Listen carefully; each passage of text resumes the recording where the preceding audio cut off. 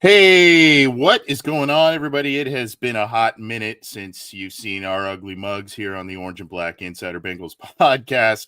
I'm Anthony, he's John, and we are back. I guess we took a little bit of a Memorial Week break, but more action is set to take place with the Cincinnati Bengals, and there's some news and different things to talk about. We're going to talk about the start of workouts. We're going to talk about some of the sights and sounds and news associated with that, some contract stuff again, as well as a couple of make or break players. Again, this is the Orange and Black Insider. I'm Anthony, and of course, the man, the myth, the legend, John. We are back. How are you, buddy? I'm doing well. You know, it was unfortunate that we couldn't go last week, but I'll be honest, guys, anything that we would have talked about last week, it's kind of still relevant this week. It's just kind of how the meat, the heart, the direct center of the offseason goes. Because like Anthony said, some of these issues, they're still a long ways from being resolved, you could say. Unfortunate. And is that where we want to start? I mean, we've got a few things to get to. I mean, we could start there in just a second, I guess. But before we do, want to remind folks that the Orange and Black Insider is part of the Believe Podcast Network, BLEAV, and the Believe in Cincy podcast channel, along with Talking Football with Bengal Jim and Friends. 3 and Out with Jason and Kevin, Matt and Willie No Ball with the coach Matt Minnick and Willie Lutz, and of course our little show as well, all comprising the Believe in Cincy podcast channel, where you can get that on your favorite audio streamer, whether that is iTunes, Stitcher, Spotify, all the major ones. We are there. If you like the video side of things, you can subscribe to our YouTube channel. There is a show icon underneath John's little window there. If you're watching us, click that. Click the subscribe button, click the bell, check out all the playlists that we've set up for you there, whether it's interviews with past and current Bengals greats or our live shows are all there. 3 and Out is on there as well on our YouTube channel. So all the stuff is there for you to check out. And it is somewhat cataloged. So hopefully it's somewhat organized for you to find all the stuff that you want to go back and watch and listen to. Otherwise, you can also stream it live on the Cincy Jungle Facebook page and catch us on a couple of different Twitter accounts as well. And then, of course, the Bengals news that we keep you up to date with is at cincyjungle.com, as well as John bringing it to you at A-to-Z-sports.com as well. So keep it to both sites, our podcast, all the podcasts on our channel. We appreciate all of the support. I guess let's get the bad stuff and the repetitive stuff out of the way, John. You kind of hinted at it here. It is a little bit more of the same with 2 defensive ends. The Bengals, I don't know if it was specifically a power move with Shamar Stewart in the selection there with the Trey Hendrickson uncertainty, but now neither have had new and or first contracts signed, and the Bengals defensive line are without 2 kind of star players here. Granted, they still have another first-round pick in Miles Murphy and many others on the defensive line, but they are relying on these 2 guys in varying roles here in 2025, and especially Hendrickson seems to be – reports are that he's pretty dug in on his stance and what he wants, and is potentially prepared to miss games this season if that's what it takes. Yeah, I guess the kind of good news is that there's nothing actually new to report with Henderson. Like the whole, like, he's dug in, like that was kind of implied by what he was saying to media about 2 weeks ago, right? Like he didn't like confirm, like, yeah, like I'm going to sit out games. Like he said, it's a tough question to answer, but that's kind of what he was trying to convey and trying to maximize the amount of leverage that he's had. So everything about Hendrickson that we knew the last time we were on there is the same thing that we've known now, right? This could go on for some time. It's very unlikely that it's going to get revolved in a timely manner, and it's probably going to trickle into training camp and all that nonsense that we've seen for the past handful of years with other guys as well. We have learned some new things about the Shamar Stewart situation because, as we all know, ever since 2011, right, the rookie wage scale has eliminated the haggling over like financials in terms of the actual numbers of the rookie contracts, specifically with first round picks. It's not required that those contracts are fully guaranteed, but that's been the precedent for basically as long as the 2011 CBA has been around, right? So all first round picks are quote unquote fully guaranteed, but all guarantees in the NFL can be voided. They can be defaulted. And from what has been reported on this from like Andrew Brandt, from Mike Florio, just from some other people that I've kind of talked to about this, the Bengals don't have this precedent with rookie contracts with certain specific default language in their contracts where future guarantees can be defaulted beyond like a certain year, right? So if something happens to Shamar Stewart, say like this year, and like he is in breach of contract and like those guarantees beyond 2025 can be defaulted even if like the default were to happen this year. That is the specific language that the Bengals are trying to get into these contracts. And other teams do have this language. Like I was told that the Eagles also have this language. So it's not something crazy the Bengals are trying to institute, but does seem to be a precedent that they are trying to set, and it's beginning with Shamar Stewart. And they've tried to do this with past players like Myles Murphy. They weren't able to do it with his contract. They weren't able to do it with Amarius Mims' contract. And the whole thing with Shamar Stewart is that he and his camp doesn't feel like, because he was drafted higher than both of those guys, he doesn't feel, or at least his agent doesn't feel, like he should be subjected to be like the guinea pig of this new precedent.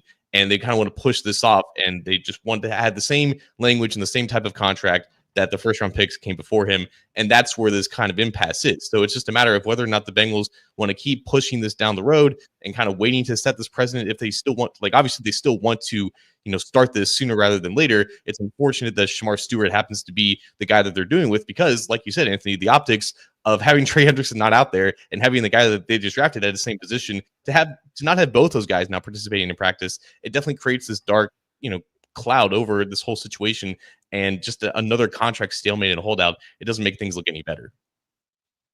So we're going to get to some quotes here from Andrew Brandt, who worked in, I believe, the Packers front office. He's been on ESPN. He's got his own podcast as well. There's some interesting remarks. Kind of, a lot of it was echoing what you just said there. But here's the major problem, John, is if you're making Shamar Stewart this guinea pig, so to speak, in this contract structure.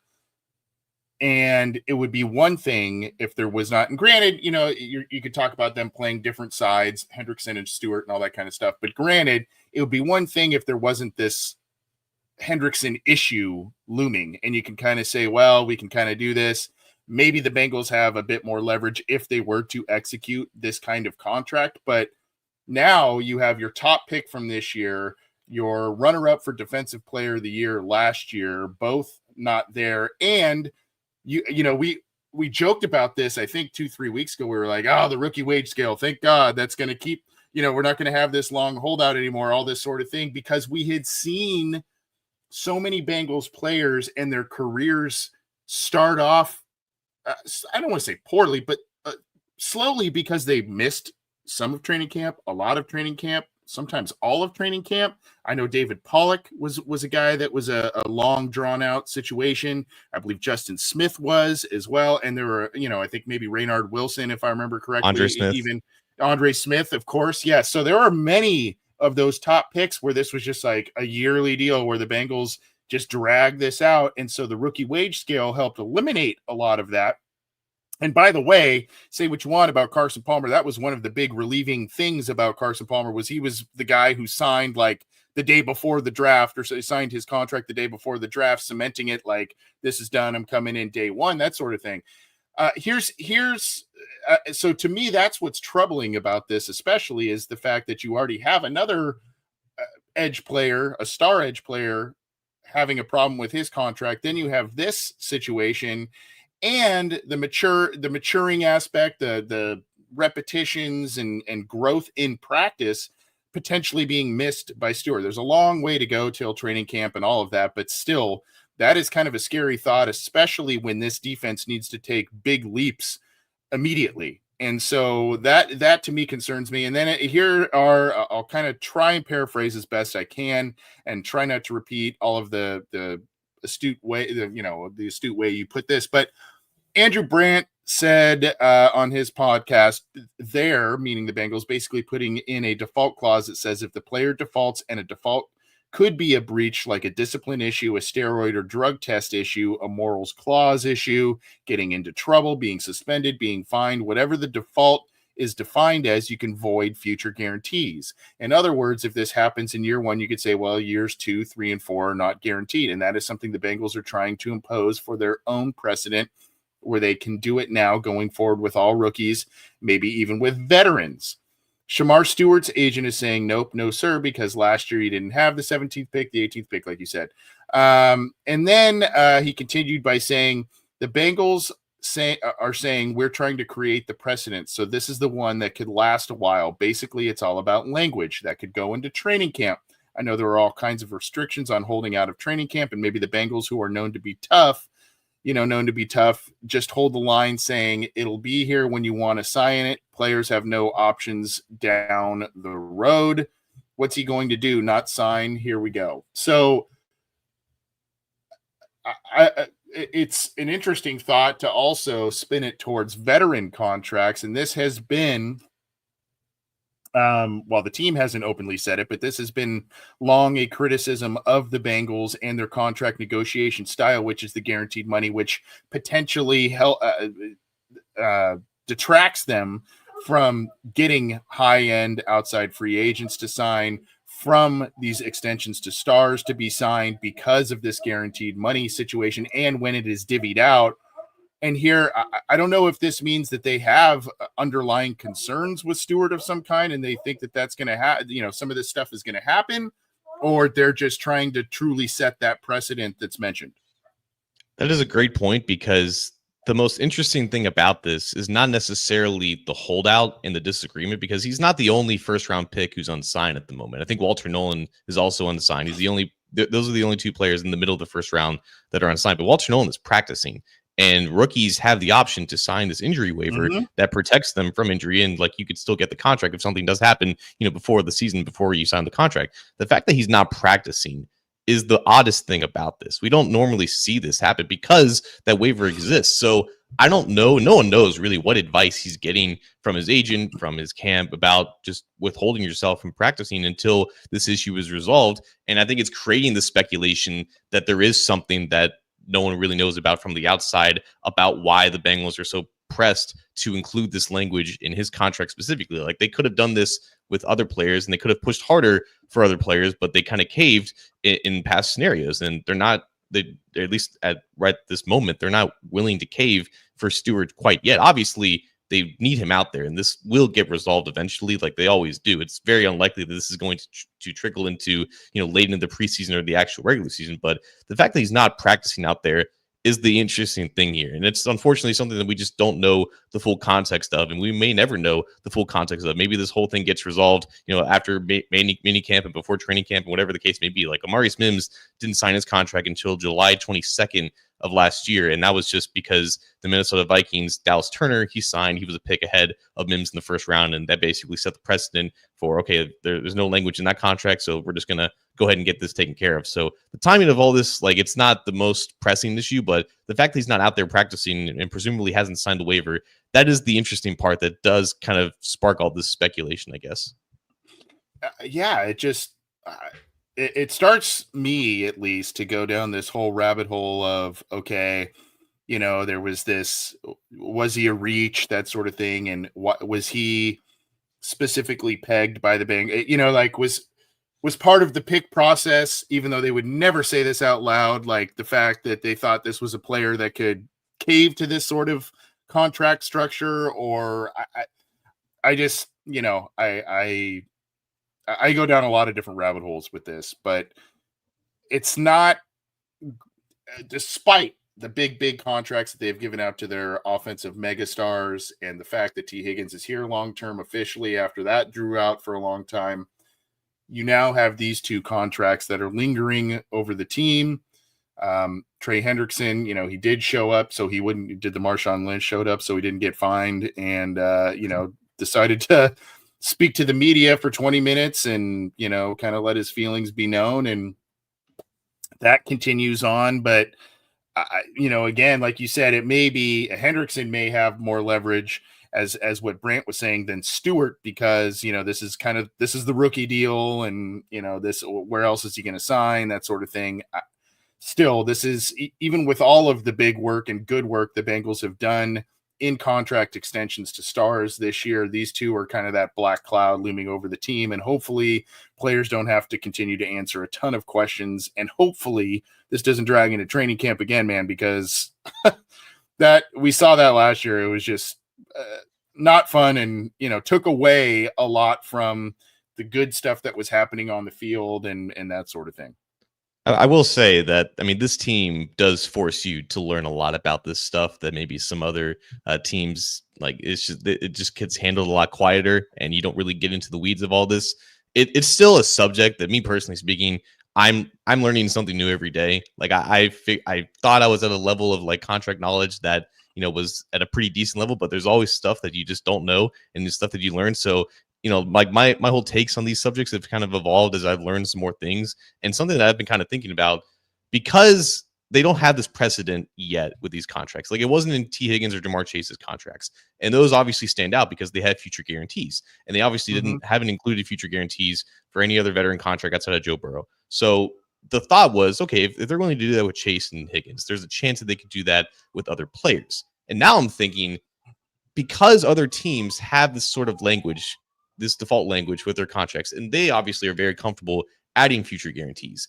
Is this something, this may be a stretch, is this something that they're trying to do as a way of like, okay, we're going to start including guarantees for some of these players, but if we're going to do that, we want to make sure that we protect ourselves in case, obviously, some very extreme circumstances arise, because very, very rarely does future guaranteed money get voided for a lot of these players. A lot of times it's guaranteed. It is what it is. And the player plays out the contract, everything like that, right? It doesn't null the contract at all. It just forfeits the guarantee part of the contract. So there are very rare scenarios in the first place in which these defaults are actually used. But I wonder if the Bengals are more willing to include guaranteed money if this precedent was actually set. Maybe it's a positive spin on the take, but again, we're learning more about this as we kind of go along, and this is we're obviously still a lot of we're pretty much amateurs in this regard. At least I'm speaking for myself, so that's just kind of something I've been thinking about a little bit. Well, that's funny, because we kind of had the yin and yang thought about it. I was like, oh, does this mean more of the same? And you're saying maybe it's a step in contract evolution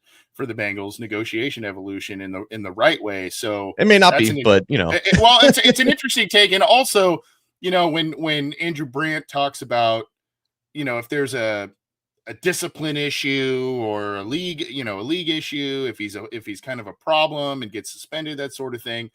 It's just funny that element is brought up, because Zach Taylor and company have so heavily emphasized character, locker room leaders, drafting team captains, bringing in team captains, that sort of thing. And so it's like, well, you're protecting yourself against something that you've supposedly so heavily emphasized.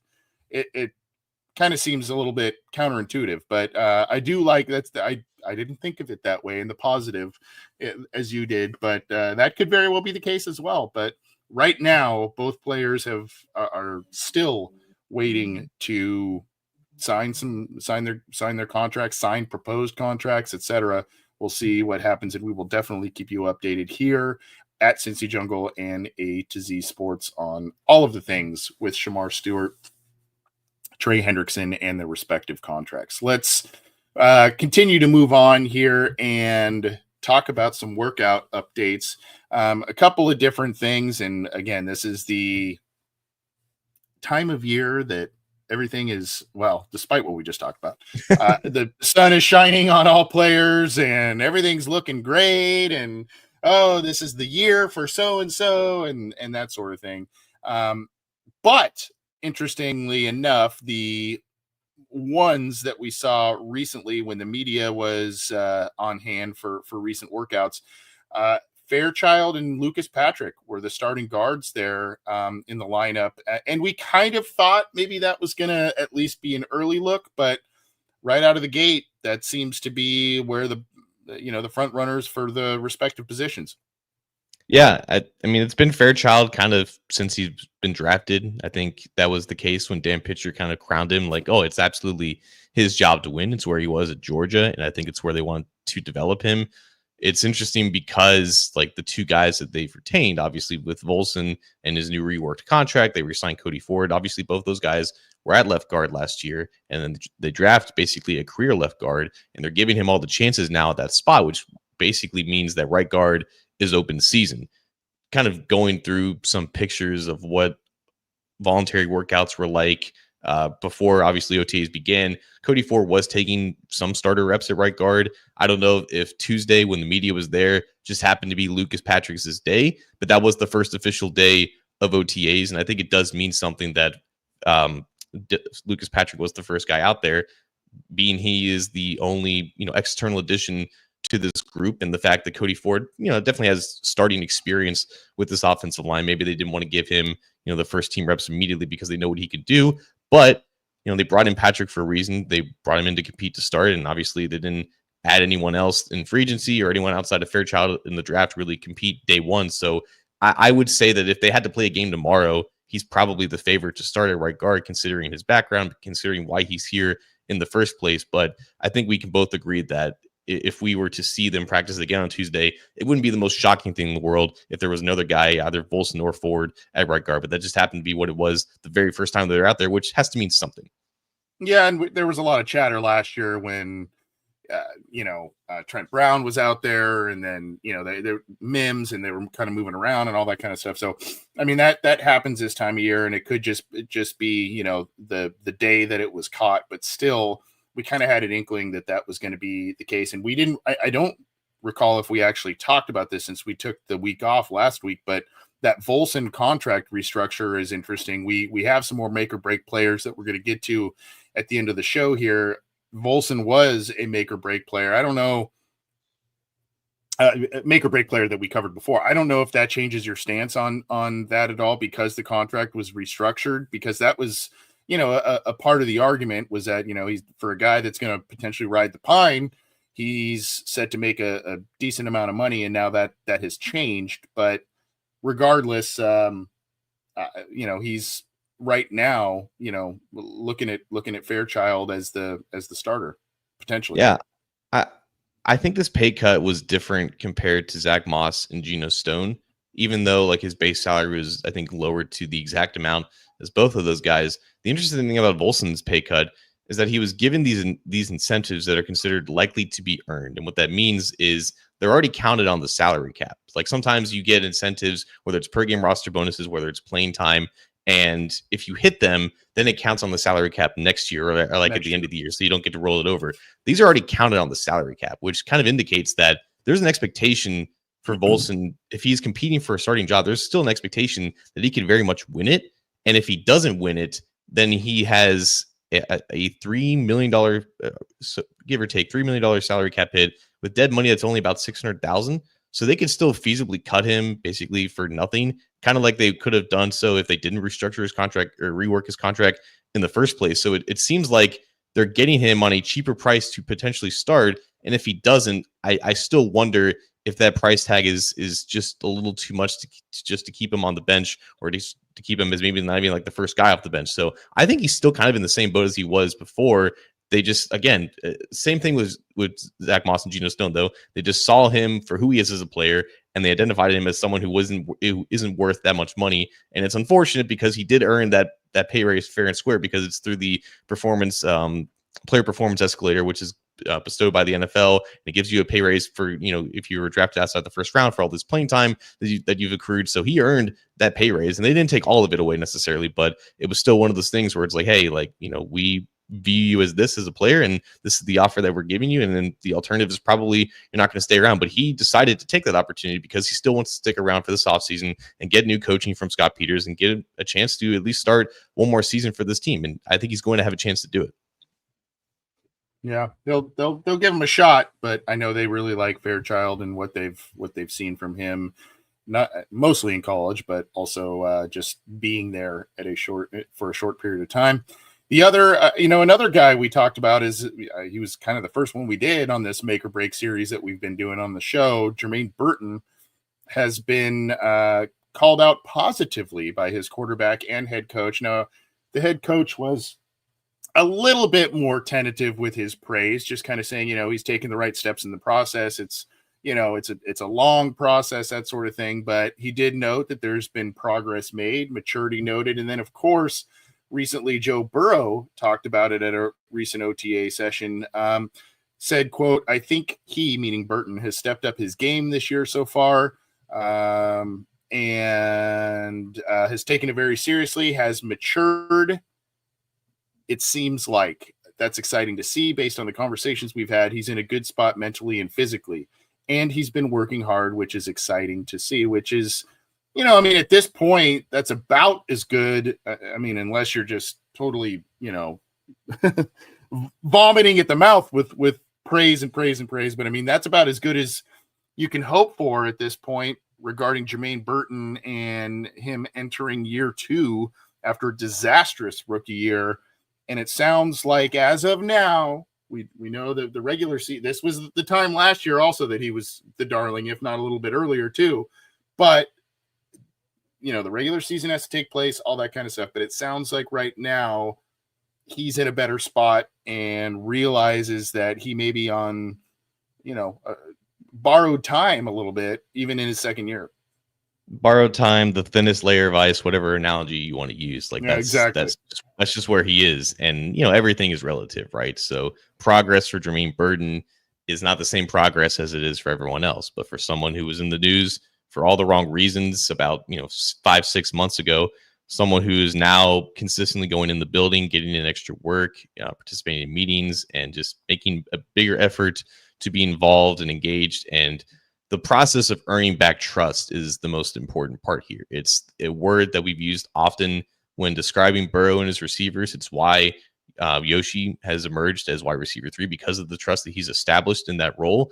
And considering where Burton was at the end of the season to now, like, there is a long climb to go. And I think that's why, Zach Taylor was very cautious with what he said. He didn't want to say obviously anything bad about it, but I think he realizes that, it's the first of many steps that he needs to take.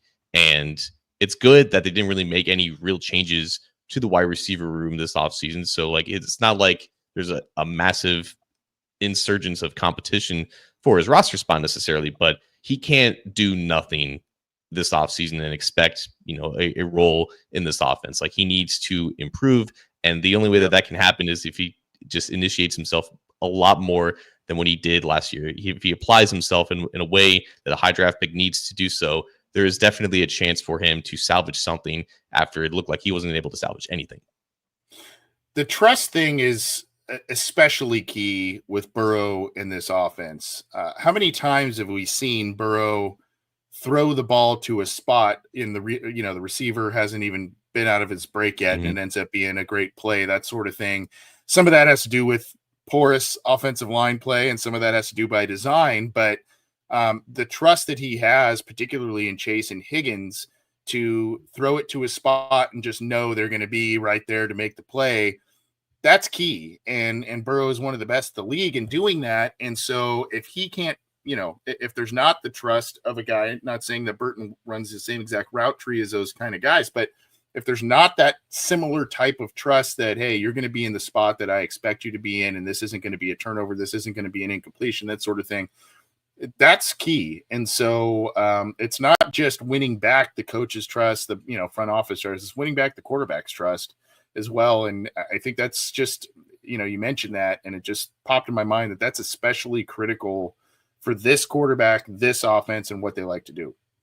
And it's just, to be honest, he's kind of behind for a second-year player, considering he just didn't play that much as a rookie, and then he wasn't allowed to play in a couple of games, and he just didn't.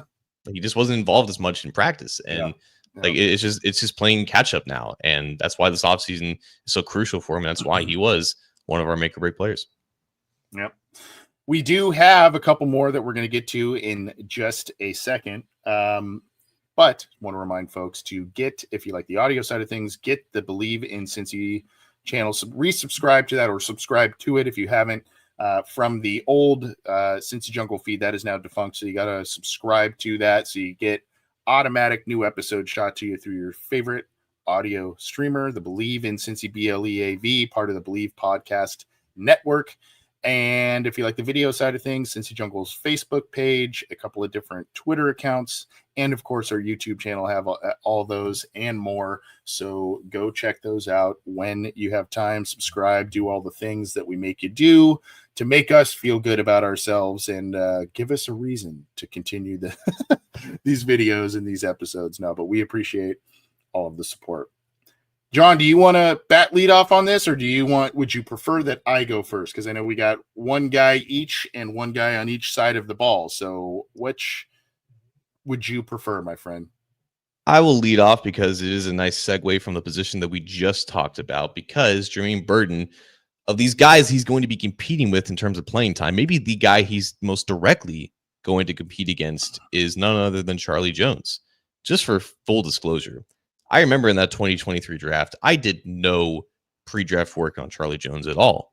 And one of the reasons why is because he was one of the oldest players in that rookie class. And the Bengals historically have not drafted a lot of older wide receivers. But of course, he was the first of two drafted that year. Andre Yosevach was the second one. He was a little bit younger, but not too much younger. But Charlie Jones was like a 24-year-old guy who was a 6-year player in college, went from Buffalo to Iowa all the way to Purdue. He really balled out with Aiden O'Connell, who he went to grade school with, I believe. So there was the connection there. But when you watched him on film at Purdue, like, he looked to be a complete, total fit in this offense as someone who could just reel in some back shoulder throws on those deep vertical routes. And he had the ability to potentially play in the slot and also return kickoffs. He just added a lot of immediate value for an offense that needed an eventual replacement for Tyler Boyd in the slot. Now we're here 2 years later. Charlie Jones is 26 years old. You know how many receptions he has, Anthony, in his career? 8. 8 receptions at 26 years old. Jamar Chase is like 24. He's got like 800. So, I mean, it's not the greatest comparison, but like at a certain point, you know, you reach your physical prime in the NFL probably around where Charlie Jones is right now. And he's only in his third year in the league. He's only played 19 games. And part of that is because he's been injured a lot. He's suffered with, a thumb injury last year. He was out for most thumb injury in his rookie year. He was out for most of last year after he had the best play of his career, which was the 100-yard kickoff return against the Cleveland Browns. And he just hasn't been on the field. We finally saw him back on the field, I think, this past week at OTAs, and he was finally cleared and everything. So, he's been a guy that's done some things in practice in this time of the offseason. But once he gets to, the preseason and in the start of the season, things unfortunately start to break down for him. He suffered what looked to be a really scary injury right before the preseason began last year. And luckily that wasn't anything long-term. He was able to start the season, but man, only 11 games his rookie year, only 8 games last year for a team that needed ancillary options at the receiver position. He unfortunately let those opportunities get away from him for things that were just out of his control. Now you're entering year 3. You have barely any production on your side. You're looking at wide receiver, despite, again, the fact that they didn't really add anyone at the position outside of undrafted free agents. But there's nothing really stopping guys like, Jamoy Mays or Jordan Moore or the other undrafted receiver that's slipping my mind from Oklahoma State. There's nothing stopping those guys from eclipsing a guy like Charlie Jones on the depth chart at this point, because, again, he still provides potential value as your specialist, as your kickoff or your punt returner, because he's done that in the past. But it really is just a what have you done for me lately type of league, and he just hasn't really done much lately for this team. So as much promise that he had, coming out of the draft as a 4th-round pick, a great athlete for his size, like, he just really needs to stay healthy and actually do something substantial this year, more than just playing a handful of games and barely be involved in the offense.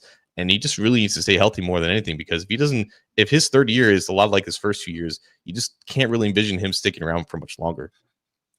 Here are a couple of concerning things with him, aside from the paltry 8 catches over 2 seasons. They were for 69 yards, John, which is an 8.6 yard per reception average. It's not like he's popping the occasional big play and the health was the key factor, and it's just the wow is it. Now the kickoff return, of course. And, there were he's shown electricity at times to be a solid kickoff return, punt return guy.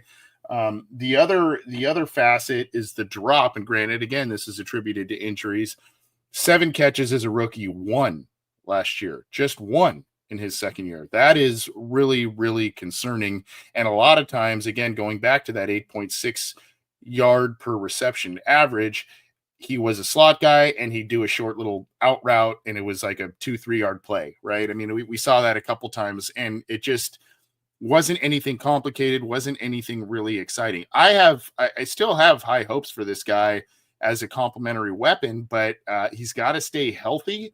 And the better that Jermaine Burton does, and the more it seems like his head is on straight, the worse it is to me for Charlie Jones. And you kind of hoped, yes, that he would take that Tyler Boyd role to the next level or that sort of thing, but also maybe even be a Trenton Irwin type replacement where, just a guy that can get you a handful of touchdowns a game, a few hundred yards a year and, 20, 30 catches and just be, that guy that helps you win. It's a slower game for Jamar Chase T. Higgins, and he's the guy that kind of is the player of the game, so to speak, for 1 or 2 games and get you that win. And he has just not been that. So I'm in agreement with you again. I mean, it's not a high pick, but I think they really liked him when they picked him. And we're now entering year 3, critical year, coming off injuries. And now he's got to show that he can still be an electric kick punt returner, but also be somewhat of a contributor. Now, I will say there was a caveat, and granted, it's really only one that I can think of off the top of my head. I think it was the year where Joe Burrow had the calf issue, and Jones was streaking way deep down the field, and it was like a half a yard out of his reach type of thing. Would have been a beautiful touchdown. That would have obviously padded some stats, and but that's just one play. And though it was missed, I mean, you think about it, but that's just still one play, and there has to be more on display by him. I think it's also a testament to how teams may have plans for these guys when they're drafted, but those plans can immediately change, because it made all the sense in the world to have Jones be the eventual Tyler Boyd replacement. And then when Jermaine Burton was drafted, the whole thing was going on with T. Higgins in this future. It made sense for how he was almost like prepped to be, T. Higgins' replacement. Now it's almost like Jermaine Burton could just be the Charlie Jones replacement, because, Burton kind of took his role as the kickoff returner after Jones got hurt, and he showed some promise there. So those two, I think, are going to be directly competing against each other for a role that's only going to be more important, considering they just moved the touchback, I believe, forward another 5 yards, which is only going to incentivize teams more to put kickoffs in play, which is only going to make kickoff returners more important. So that's the best chance that Charlie Jones has to not only make the team, but to be active and to steal, at least a decent sized role away from a guy who was drafted a year afterwards. So those two, I think, are going to be locked in and competing against each other. And it's good for Burton that he has like a clear goal just to compete against someone. And, for Charlie Jones, again, year 3 is typically a make or break year for a lot of players, and he's no exception. The value swing of kickoff returners over the past handful of years has been wild, man. It was like super valuable, non-existent. Now it's valuable again. So, someone's going to have to step up. Who knows? Maybe the Bengals, maybe if they look at Burton and they say he's not great at punt returns, but he's good at kickoff returns, and vice versa for Charlie Jones. And then there's value for both of those guys, and they think they can take the next step as receivers too. So maybe that, there are roles for each of them, both as returners and receivers. We will see. But yeah, Charlie Jones, a guy I like, but there's, the injury thing has really hurt his career, no pun intended. And it needs to, he needs to take that next step, especially in year 3. The other thing that's a nice segue for our other make or break player in, we talked about defensive line, defensive ends, that sort of thing. There's another guy, of course, Miles Murphy comes to mind, a former first round pick, and that could be a guy we look at going forward, but I'm going a different route. Because it's a short-term deal, because he's been on this team for a handful of years. And, right now, this guy, I think they have, a good vision as an ancillary player, but kind of like in the mold of a Miles Murphy, Joseph Osai, that sort of thing. Cam Sample has to prove that he can stay healthy and he can be a guy that can be relied upon and be a versatile guy, kick inside on those passing downs, be, one of those set the edge against the run when he's out there on run plays, that sort of thing. Another player I like when he's, there's been a couple of games where, man, good play off the bench, man. Good job.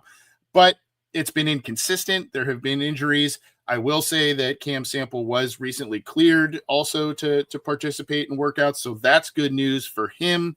But kind of one of those guys in a defensive coordinator transition year. They're looking to do some different things along the defensive line. I'm not saying I think he's going to be cut or anything like that, because I think they have a vision for him, but he's kind of got to step up and show that he can fit that mold and those different things they're going to ask him to do along the defensive line in order to have a long-term future with the Bengals. Again, a guy I like. I think you get one of these guys on your team. There was remember Frosty Rucker kind of did this sort of thing. And then, Wallace Gilberry at times did this sort of thing as well. He hasn't performed necessarily to the same level as those guys, statistically speaking, but still a valuable guy on the defensive line. But in terms of his long-term future for the Cincinnati Bengals, I think he has a lot to prove to Al Golden to say, hey, keep me here long-term. I'll still be a rotational guy, maybe a backup guy, but I'm a guy that's valuable on this defensive line. He was someone, and obviously he got injured really early in training camp last year. Yeah. And obviously it's not like losing a star player by any means, but I think it was a loss that was felt kind of in waves, like here and there throughout the season, where they just lacked one or two more guys that were really, versatile or valuable on base downs and could hold them. You could hold the point of attack. And obviously, he's never really been a prolific pass rusher by any means, but someone who definitely fit the previous version of this defense. Obviously, he fit the physical mold of what Luna Rumo and Marion Hobby looked for in their defensive line, particularly off the edge. And that made me question whether or not Al Golden would want to have him in his new look defense. But the fact that they re-signed him so early in free agency, especially considering that he was a couple months away from being cleared from, I believe it was his Achilles that was injured. So like, it's not a nothing injury by any means. Right. And that said a lot to me, like that even if this is a new defense, they still foresee a vision of him fitting in it. And the early clips that we've kind of gotten from this defensive line, the early, sort of remarks that we've gotten from it, obviously there is a lot of different things going on schematically. There's a lot more twists and stunts, not only against the pass, but against the run. And I think those types of schemes specifically can help out a guy like Cam Sample, who isn't the most athletic guy, but if you position him to kind of loop around the edge and kind of go into a more inside angle where he doesn't have to be the most flexible guy, if he can try to convert speed to power in a more direct way, that can help him out in some of the situations. And obviously he's getting a ton of reps right now because you don't have Trey Hendrickson or Shamar Stewart out there. So it's him, Joseph Osai, Miles Murphy taking the line share, working next to guys like BJ Hill, who I think just got his boot off the other day. So I think he's either working back or he's basically all the way back to being fully healthy. But obviously TJ Sladen is there, Chris Jenkins, a lot of those guys that are expected to step up. And Cam Sample was, at least in my opinion, he was on the outside looking in before he resigned. But now that he's back, it seems like they do have a vision for him. And, I'm interested to see how they maximize the player that he is, because again, he's kind of, I don't even want to call him like a jack of all trades, because I'm not exactly sure what he does particularly well outside of just, being a physical guy who can hold himself against the point of attack. But if this new scheme can, better put these guys in positions to impact the quarterback and obviously, play well against the run, I'm interested to see where Cam Sample falls into that.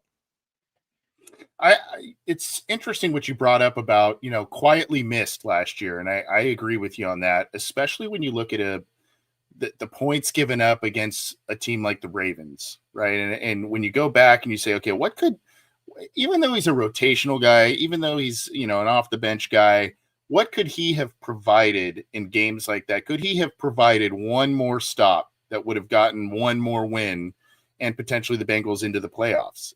Even if it was still splitting that series, could he have done that just by him? And like you said, there's nothing that is super wow about it, but he flashes a little bit of this, a little bit of that. He's got 5 sacks in 3 seasons. So again, nothing real wow there, but like you said, a strong, physically strong player. I think he's good at the point of attack and just does a little bit of everything. And that's what you kind of want from a reserve guy that you do want playing snaps.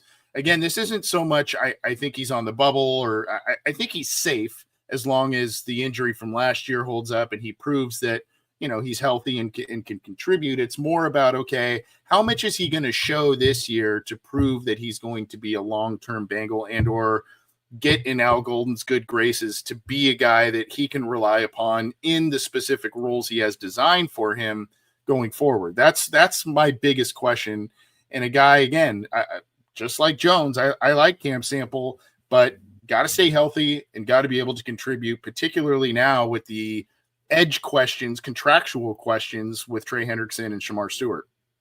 It's just like May with the defensive line. It's just one of those position groups where it's going to look different in August, and there's just unfortunate injuries that are going to occur, and that's exactly what happened with Cam Sample last year. So the best thing that he can do is just stay in the mix and just stay upright and just stay on the field, because there's a really good chance that even if he's defensive end 5 right now, barely ahead of guys like Cedric Johnson, Isaiah Thomas, Raymond Johnson. And of course, this is assuming that, once Shamar Stewart comes back, he's going to get reps in front of him. So right now, he's defensive end 3. So he's getting those reps and those looks right now. And if he can just stay on the field and stay healthy and stay able to practice and stay within everything that's going on, he has got a really good chance of being a contributor this year. And I actually think that, this defensive coordinator, if things go according to plan and things improve, I actually think he could be a big beneficiary to the coaching change, and you could see a boost instead of that hovering, from 2021 through 2023, hovering around a sack to 2 sacks per year on average. I think he could be a beneficiary, and you could see a nice boost from him, which would be great to see, but still has to stay healthy, has to prove that he can be a guy in the mix and be in the Bengals' long-term plans, aside from potentially just the short-term plans. But those are our 2 make or break players this week, which are Charlie Jones and Cam Sample, one on each side of the ball. If you've got someone you think we should chronicle on this series, let us know. We'd be happy to do that. You can hit us up via Twitter or, on the comment section, all kinds of different stuff. We look at that stuff. I promise we do. We scour it, but let's a little bit of an abbreviated show. Let's get on out of here, John. Let's drop the mic and get out of here. What do you got for us on the way out, Mr. UC? Unbelievable segue. I was going to reference the hat. It's the first time I'm wearing this. It's the first time I'm wearing the hat on the show in a long time, and I'm actually proud of it, because UC's best sports team is playing tomorrow afternoon, Friday afternoon. UC baseball in the Knoxville Regional, I believe, playing. Nice. It doesn't matter what they're playing. It doesn't matter who they're playing. They're going to win. They've been great at home this year, though. 18-6 at the, or it used to be like the Marge Schott Stadium. I don't know what it's called now, but one of the coolest college baseball stadiums in the country, because it's so tucked in to that campus. It's right next to the basketball stadium. It's right next to all the athletic fields. I went to a couple games there when I was a student. I caught my first foul ball there when I was a really young kid, and UC baseball was playing against my cousin who was playing for Mount St. Joe, which is a small college in Cincinnati. But really excited to see any Bearcats team actually make a postseason and do something in it. So hopefully they don't lose and make me look like an idiot. That's awesome. Yeah, I know. When last time I was out there, we caught a UC football game, and before the game, we were kind of walking around the campus and we checked out that baseball field, and it's pretty sweet. So that's Well, I'll have to keep an eye on that one. I'll have to keep an eye on that game for sure. So life is kind of funny. I've just got kind of a little anecdote here, but about a week or so ago, I was feeling pretty good about myself because I went into the grocery store and buying a bunch of groceries, and some of which were adult beverages. And I had like my earbuds in, so I was listening to something. And then I saw the checker like talking to me a little bit, and I was like, what was that? She's like, I'm trying to figure out how old you are, and I'm guessing 32. And I'm like, oh. And then she's like, what do you think, to the bagger? And he's like, I think I was going to say 33 or something like that. Truth be told, that's about a decade 8 to 10 years younger than I actually am. So I'm walking out of there going, hey, I'm feeling pretty good. Just came from the gym, and I'm feeling pretty good about myself. Well, this is a congratulations to my oldest son, Regan, but it is making me feel old. He just today finished his last day of second grade. So I now officially have a third grader. So all of those good feelings about, and of course I make his second grade graduation about me because I'm selfish like that. But all of those good feelings are now dwindling a little bit because I'm like, man, I have a third grader. But congratulations to Regan. He did a great job in second grade, and stop growing up, man. Stop growing up. He now, instead of, for those who have watched this show for a number of years, you remember him as that mop top kid that would come in and just barge in and, stare at the screen and, be shy. And now he's like, oh, you're in the garage. Okay. I'll stay out. Like he knows the deal now. So it's a little bit different for old Rigi, but congratulations to him on graduating second grade. A little bit of a couple personal anecdotes there. Is 32 the youngest you've been called ever since you crossed at this age? At this age, I get, I mean, around that, like I get, I think somebody once told me that I look like I was in my late 20s, but that must have been in a dark casino or I don't know, something. But but around that, and hey, I'll take that. I mean, if it's a decade younger, I mean, whatever. But it kind of hit me today. I'm like, oh man, remember just a week ago when someone said, man, I was feeling pretty good. But anyway, congratulations, Regan. And third grade, here we come. I'm already having trouble with, he's he does his homework and the math stuff. I'm like, what? Like some of this, I'm like, oh yeah, I think that's right. I think they're obliged to change math like every 15 years. So I don't even know if the way I learned it is the way that it's being learned now. So yeah, there's a whole different, I forget what they call it, but and I should know, but it's a different way to do math. And I'm like, what did you just do? I don't even, I'm like, why don't you just subtract and whatever. Anyway, we're rambling, but this has been a lot of fun. Sorry we took a week off, but hey, we got to keep our sanity here and there. Hope all of you had a great Memorial Day, fun, safe with family and friends. Thank you to all the people who have served and first responders, etc. That is what that holiday is truly about. So thank you all for that. John, thank you for your candor, insight, knowledge. And you are not an amateur at contracts, my friend. You are far beyond that. There's levels to this, man. There's levels to this. There are levels for sure. But take care, buddy. Take care, everyone. Thanks for tuning in live. Thanks for listening after the fact. This has been the Orange and Black Insider on the Believe Podcast Network, on Cincy Jungle. Keep it to cincyjungle.com and A to Z Sports for your Bengals news. And go check out foco.com. The show is brought to you in part by that great company. They've got exclusive Bengals stuff for you, all kinds of different stuff, bobbleheads, merch, all kinds of stuff. So go to foco.com, tell them this show sent you, the channel sent you.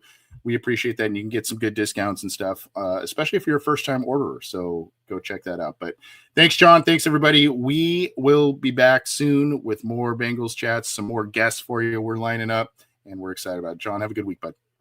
Adios.